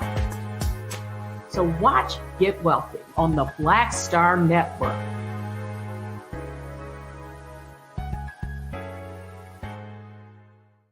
Hi, I'm Dr. Jackie Hood Martin, and I have a question for you. Ever feel as if your life is teetering and the weight and pressure of the world is consistently on your shoulders? Well, let me tell you, living a balanced life isn't easy. Join me each Tuesday on Black Star Network for a Balanced Life with Dr. Jackie.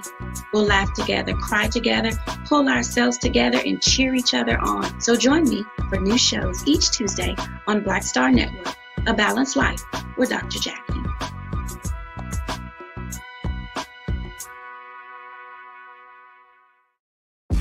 When we invest in ourselves, we're investing in what's next for all of us. Growing, creating, making moves that move us all forward. Together, we are Black beyond measure.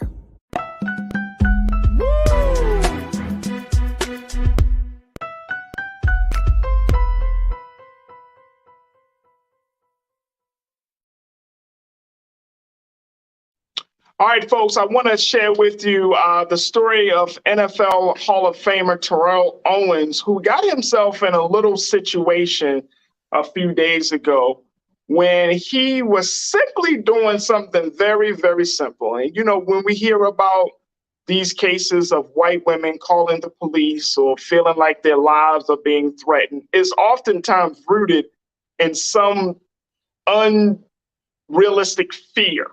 And most importantly, it creates a lot of chaos and confusion. Well, Terrell Owens wasn't having it. He went on, he used the tool that so many people have decided to use today to point out the hypocrisy and to make sure that it's on record that he's not with the shits.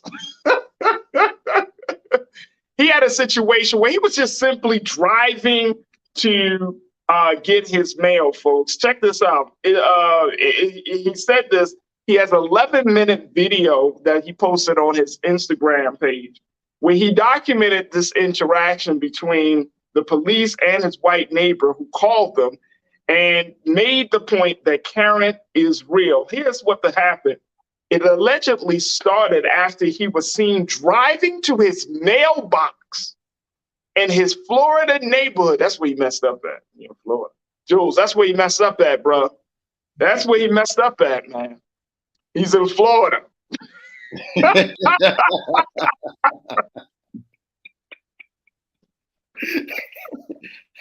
sucks. I'm sorry, bro. That's what, we hear so many cases down in Florida, man. May God be with our people in Florida, boy. Damn. Look, he was driving to his mailbox in Florida, and his neighbor, I don't even know the lady's name. It was just reported she was a Karen, apparently, said that he was driving too fast down the street she can be heard accusing Terrell Owens of harassing her and almost hitting her with the car. Mm. So she decided that she needed to bring the police into the situation. We got a video of this interaction. We got a short version of this video we want you to take a look at, folks. Check this out. Yes, we are live. We are live, and we got the police and everything. We got the police and everything.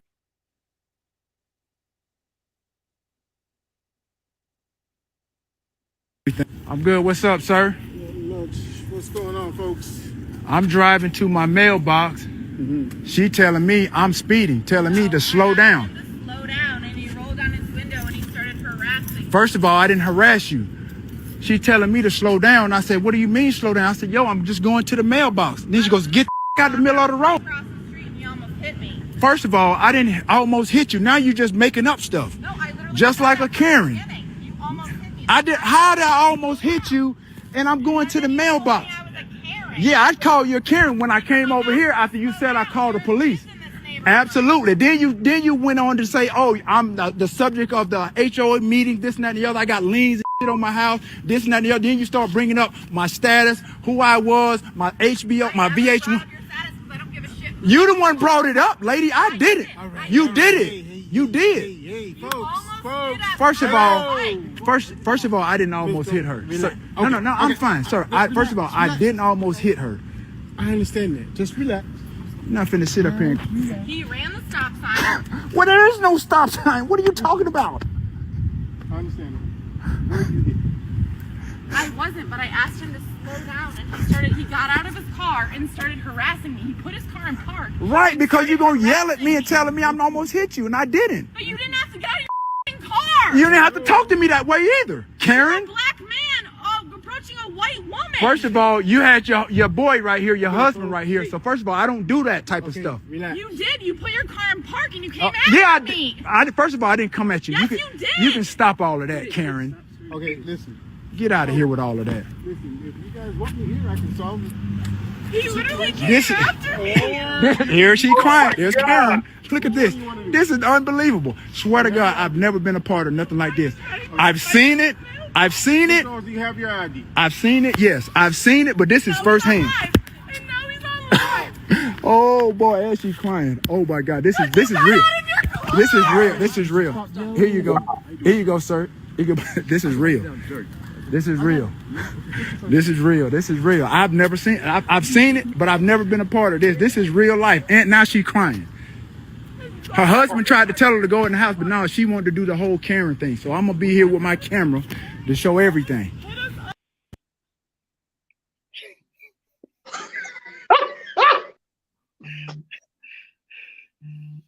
Look, the only reason I'm laughing, hey Joe, the only reason I'm laughing, bro, is because, I mean, it is funny that she's screaming, you got out your car and you came after me. You're a black man coming towards a white woman.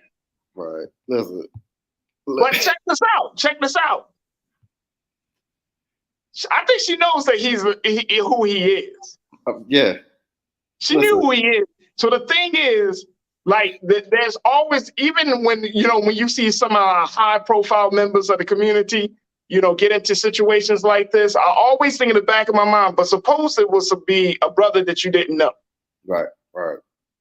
The situation could have gone left. You know what I'm saying? Like, real quick. But because it's Terrell Owens, you know that he ain't gonna put himself in a situation where hopefully that he starts harassing and badgering and threatening a white woman on camera. Come on, man. Come on. But what do you make of this situation, man? If you don't want your neighbors all up in the HOA meetings, all releasing your status of who you is in the neighborhood, come to death. All right, listen. I was watching this video. So when it happened, I think it was a Saturday. It was Friday or Saturday night when it happened. I just happened to be on Twitter and I scrolled past the scene. Terrell Owens was trending. So I looked at it and I'm like, okay, what's going on? Like, he good? And I saw the video and I watched the whole 11-minute thing and I'm like, this interaction is crazy. So basically, she's saying that he was saying he was driving to the mailbox. She claimed that he was speeding in the neighborhood. Okay, so let's start with the basis of the like, because I like to layer things. So the basis is he was speeding in the neighborhood, almost hit her going to the mailbox. Then that translated to, the liens on his house and who he is and his status and what she's seen him on. And then now using it as a moment to say, all right, now I'm going to keep on continue to target you. The point that, it got out of hand is when even Terrell said, like, the husband came out to tell her that, like, hey, honey, like you doing too much. Like, let's go inside. And Terrell was agreeing with the husband and the police and whatever.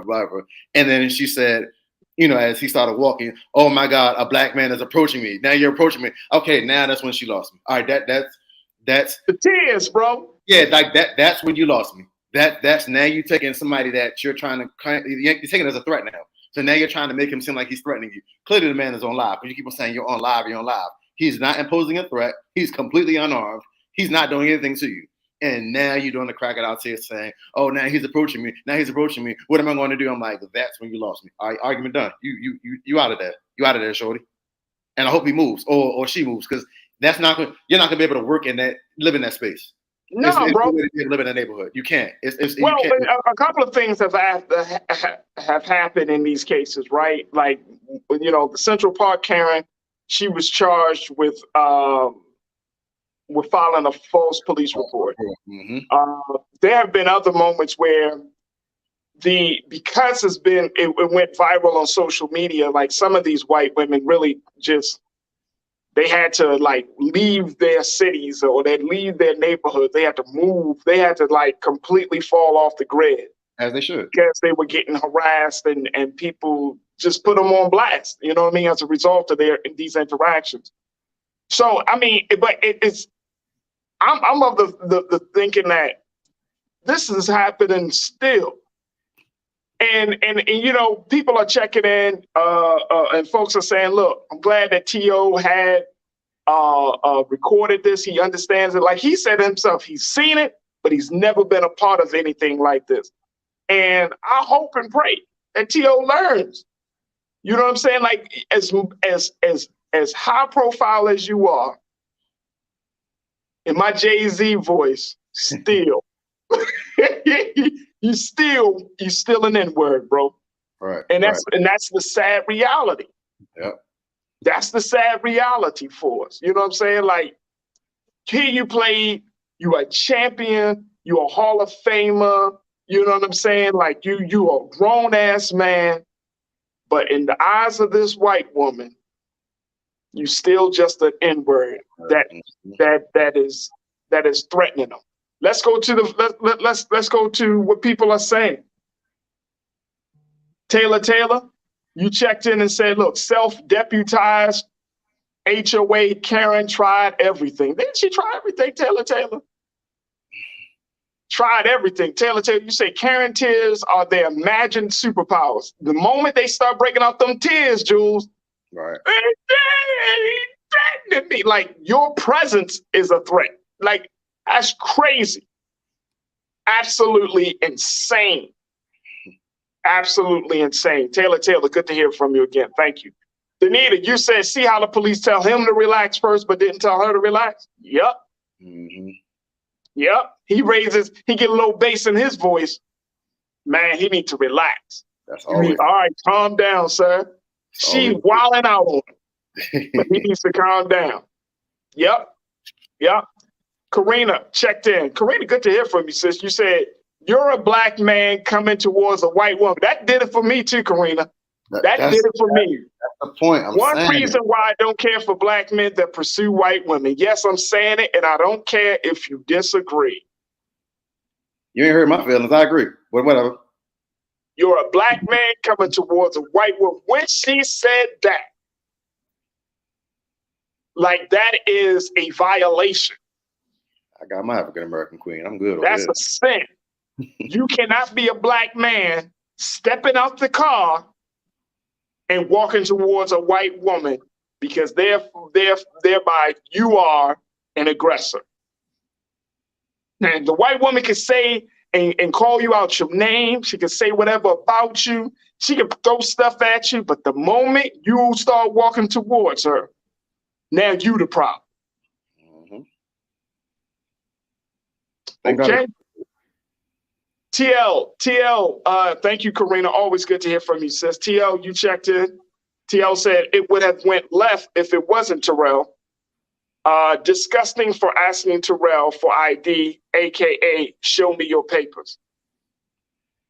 Yeah. You know what, Farajii, though? And I'm gonna be 100% honest. Let's go. It's because it's Terrell. Terrell, I get it, but he did the thing that you're supposed to do as a black man. So it doesn't matter if it was Terrell, if it was Farajii, if it was me. He went live, because if we'd have heard about this hearsay and he didn't go live, then you would have questioned it, even if it was him. You get what I'm saying? So as a black man, let's just substitute Terrell for me. Nobody in this whole world knows me. I ain't famous. I ain't popular. I ain't play football. I ain't do nothing. So if it was me and I went live, the fact that I went live saved my argument. Because if I didn't go live, then it's her word versus mine, which we all know in the world how it's perceived, hers is going to stand tall, because it's going to be her opinion versus me and the way that the world works. So the fact that he went live to record this is what exactly my mindset would have been if I was in his mindset. So it doesn't matter if he had a name or not, as long as he went live to show what was happening, is his word versus hers, because you actually see it and you actually hear it. If he did not go live, that could have been what terrible for him, because then it'd be like, oh, it's not like Terrell has always been in the news in a positive light. So then it would be like, oh, Terrell Owens gets in another incident. Right. So it's like you got to look at it from the which is why he had to protect himself. Yes, exactly. That's what I'm saying. So it's like he had to protect himself, bro. Yep, he had to protect himself. Hey, look, check this out. Danita checked back in and said something. I thought this was interesting. She said they should stop calling them Karen and call them Carolyn. Emmett Till's accuser. Ooh. Wow. Ooh. Wow. Ooh. Somebody watched last week's episode. Danita. Somebody watched last week's episode. All right, Carolyn. My name is not Carolyn. Yes, you are Carolyn Bryant. All right, Carolyn. I got a new shirt made. Boy. If we're going to do this, all right, listen, I agree with that. If we're going to do this, then Spencer has to do it too, because I bought a shirt that says "Shut Up, Karen" from Spencer. So now Spencer has to come up with the "Shut Up, Carol" shirt. I'm all for it. That's true. I got a new That's shirt. True. I like it. Carolyn. Call it Carolyn. Hey, look, the fact is, bro, Terrell did the right thing. He showed out that he was an innocent before being proven guilty, before being, blazed in social media. But he did the right thing. But guess what? The bigger fact is this stuff is still happening, folks. You would have thought that we would kind of slowly get past this a little bit. Right. Not at all. Not at all. So especially for us as black men, let's keep our head on a swivel and always be cognizant of the fact that this could still happen. And it does happen, regardless of you making millions of dollars or you making $15 an hour. Guess what? Somebody is going to say that you're a threat. Right. Dang. That's what it's like to be a black man and a black woman in America. Dang. All right, we got to take our final pause. When we move forward, let's share with you some trends posted doing the most. Stay with us. It's The Culture on the Black Star Network.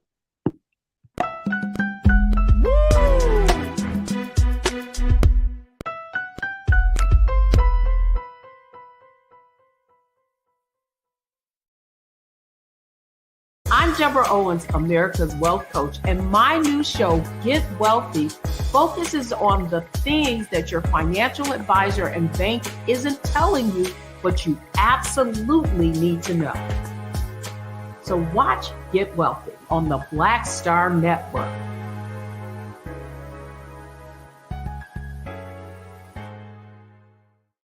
When we invest in ourselves, we all shine. Together, we are Black beyond measure. Hi, I'm Dr. Jackie Hood Martin, and I have a question for you. Ever feel as if your life is teetering and the weight and pressure of the world is consistently on your shoulders? Well, let me tell you, living a balanced life isn't easy. Join me each Tuesday on Black Star Network for a Balanced Life with Dr. Jackie. We'll laugh together, cry together, pull ourselves together, and cheer each other on. So join me for new shows each Tuesday on Black Star Network A Balanced Life with Dr. Jackie.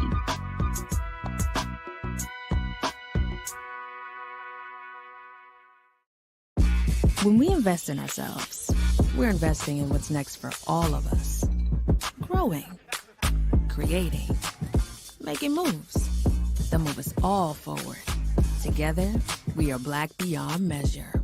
Pull up a chair, take your seat. The Black Tape with me, Dr. Greg Carr, here on the Black Star Network. Every week, we'll take a deeper dive into the world we're living in. Join the conversation only on the Black Star Network.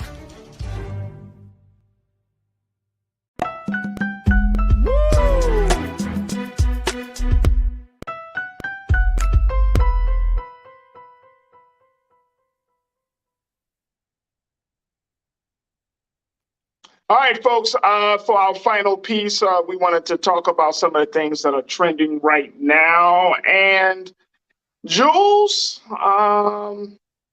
first, let's talk about Iron Mike Tyson. Are you a Mike Tyson fan, Jules? Listen, I'm ready to talk about this subject. I'm ready. I'm ready to talk about it. Let me know. I'm ready. I'm ready. Let's go.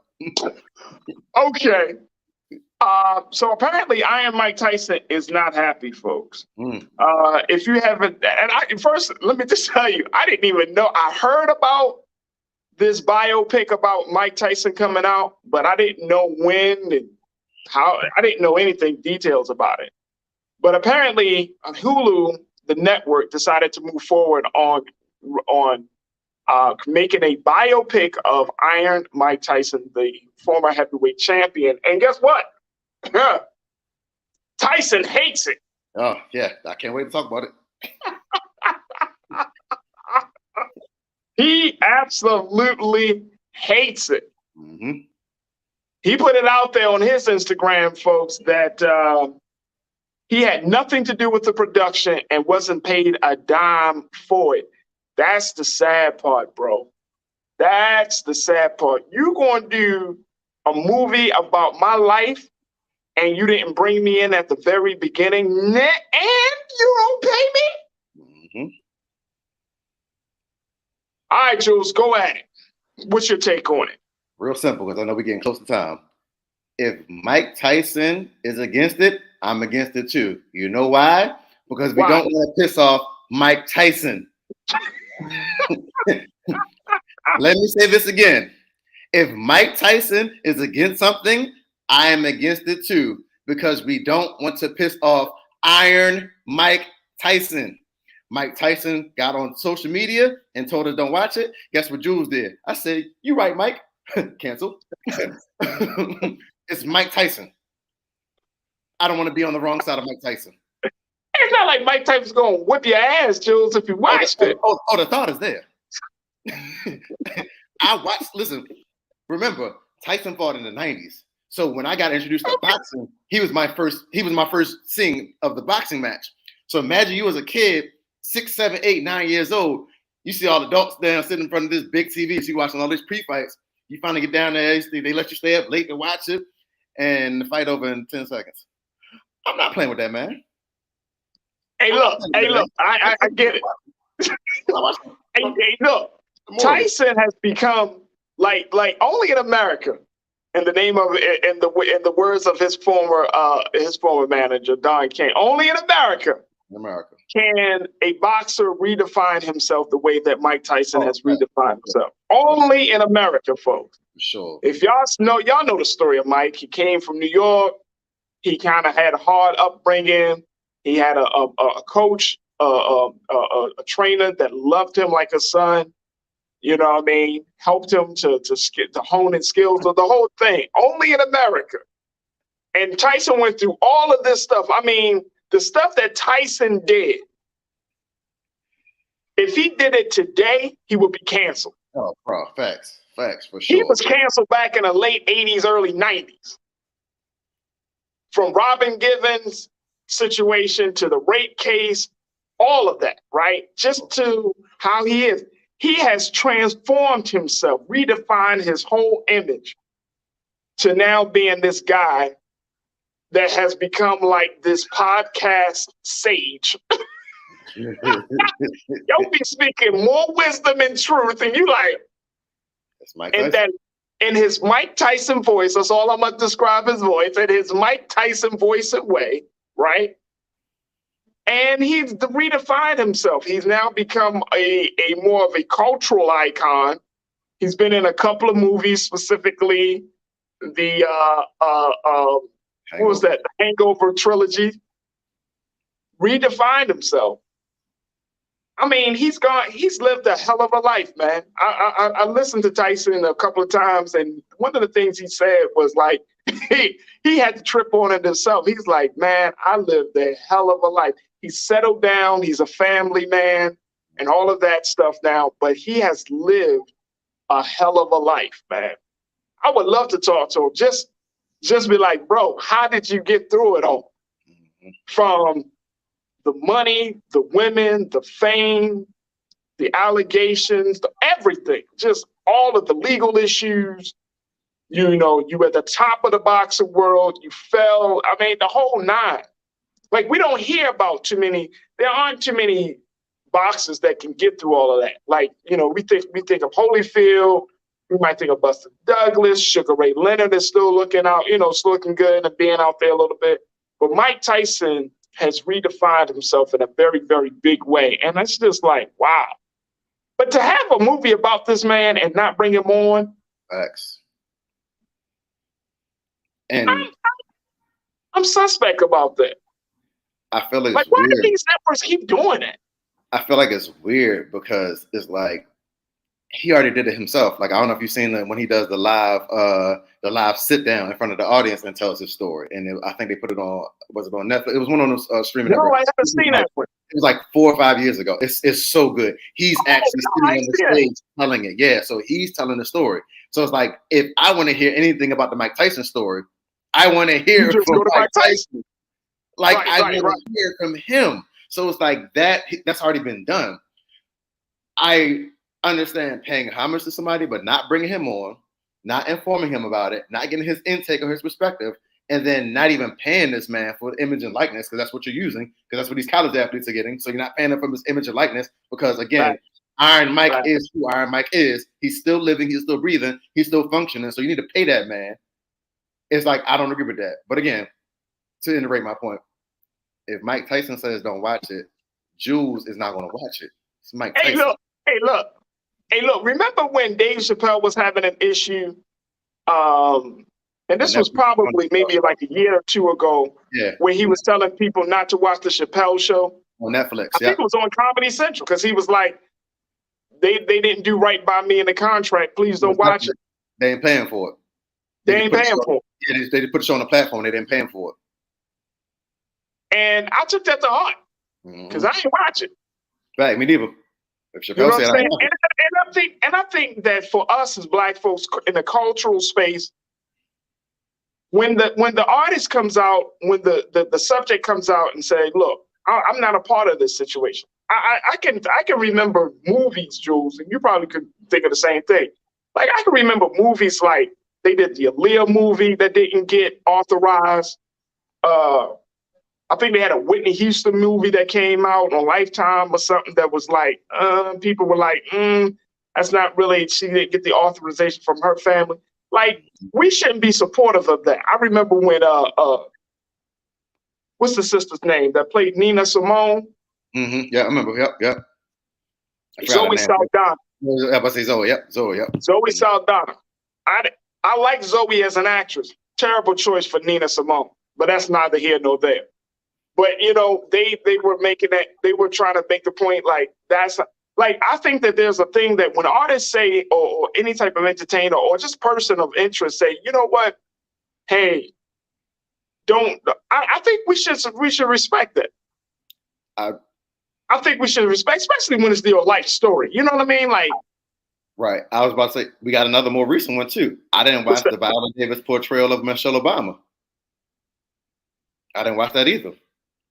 Because that was the whole thing. They were talking about how she used her, like how she tried to form her lips, how Michelle Obama does when she talks. That's an acting choice, though. Yeah, but still, I just, again, I couldn't. That's an acting choice. I can't get with it. I can't get with it. I think, and to that defense, I wouldn't, I don't mind watching that. It's just the fact of that's just an actor's choice. You know what I'm saying? Like, from that you perspective. know what I mean? Like, Yeah. for example, when Denzel played Malcolm X, there was still a little bit of Denzel in that portrayal, right? When you think about it. Right. There was still something, like he did spot on Malcolm X, right? But Denzel looks nothing like Malcolm X. Let's keep Same thing with Jamie Foxx and Ray. Jamie Foxx did Ray, like or when Will Smith did Muhammad Ali. You know what I'm saying? Like they're gonna have, I think we should give them the creative license that when you do somebody that we are all familiar with and that we know, you know what I'm saying? Right. That you can kind of give them a little creative license, because it's hard to play somebody, especially somebody that's still living. At that time, I think Muhammad Ali was living, or Ray Charles may have been living, but it's hard to play. Like Viola Davis playing Michelle Obama. I could only imagine what it's like to play that role, considering that's pressure. Michelle Obama's still around. Yeah, and she's still great. She's still great. She's still becoming, Yeah. I see what you did there.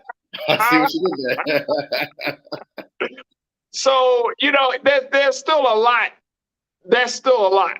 All right, let's go to the comments, please. Let's go to some of these comments. Let me see here. What we got? Janae, you checked in and said, "Oh, look, I hear you, Jules, but how for X. Effing. How effing disrespectful to portray him without his consent while he's still living." Yeah. That's facts. And Janae, they didn't pay him for it. He didn't even pay it to tell his story.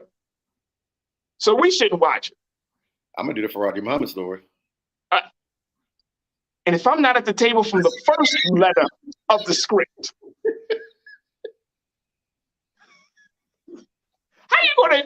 how you really gonna do somebody's story? They alive. Functioning. And you don't even ask. Yo, it's not that they alive, but like they functioning and they're still out here thriving. They functioning. They're there probably in the studio next door.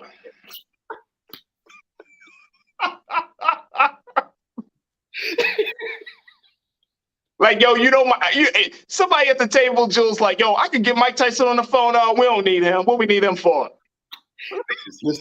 You need Mike Tyson. Right. You'd be like, and the producer's looking at it like, why we need Mike Tyson? We can just Google him. Like, damn. I be saying, yo, how do you go through? Do you know the steps it takes to get something on TV, Jules? Yeah. From pre-production to production to post-production, and nobody said, I don't think we should put this out because Mike Tyson is not around. He has not been at the table for this. Right. They just didn't give a damn about my man. Damn. Real quick, Nisa, 1971. Nisa, I'm glad to hear you. You said not having Mike Tyson involved in his own story is another way to treat the brother as a commodity, not a human being. They make me sick. Facts. Yeah. Facts. Welcome to Hollywood. Welcome to capitalism, folks. Man. So many of you jump on me like, oh, Farajii be on. So always something bad about capitalism. But look at how capitalism has commodified the human life and our story. Right. So, yeah, that's crazy, though. That is absolutely crazy. Shame on Hulu for doing that, man. Shame on Hulu, for real. For real. You're going to rob people of their stories and then think it's cool. I'm glad he put it out there. I'm definitely glad he put it out there. Jules, my guy, I appreciate you, brother. Thank you so much for riding with me this afternoon. You already know. That's all I look forward to. I ain't got nothing else going on in my life.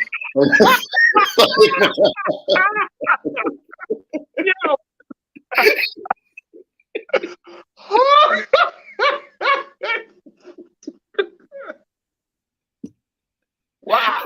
I'm done. I was expecting that, Jules. I thought Jules P, hip-hop artist, activist, one of our key contributors here, culture crew member, key contributor here, Elder Culture. Jules P., thank you so much for being so good for the culture, bro. Appreciate you. All right, folks, that's going to do it for us. I thank each and every one of you for being with me and riding along with me. Make sure y'all continue to support Black Star Network at all opportunity. BlackStarNetwork.com. Black Star Network is the place for Black-owned media. This is the place where you can hear your story being told the way you want it to be told, the way they need to be told. This is the platform that you want to support. Make sure you support us with sharing the information, but we are on a big push to make sure that we are supported with financial support because we are growing. The demand is getting louder and louder. The content has to get better. And more importantly, we have to touch as many of our people in this country and around the world to tell our story and to present our case. So again, make sure you go to BlackStarNetwork.com to download for free and to let all your family and friends know about it. All right, folks, that's going to do it for me. Stay tuned at the 6 o'clock Eastern Standard Time. It's Roland Martin Unfiltered with Big Brother Roland Martin. And I appreciate all the continued support that we have here of the culture. Thank you to my dynamic cultural crew members. And I thank you for being my culture crew online to continue to be a part of the conversation, providing valuable insight, and most importantly, just showing some love to a brother. Thank you, thank you, thank you. As always, never be afraid to challenge what's wrong, stand for what's right while being yourself in the process. God willing, we'll talk tomorrow for another exciting edition of The Culture right here, only on the Black Star Network. Peace.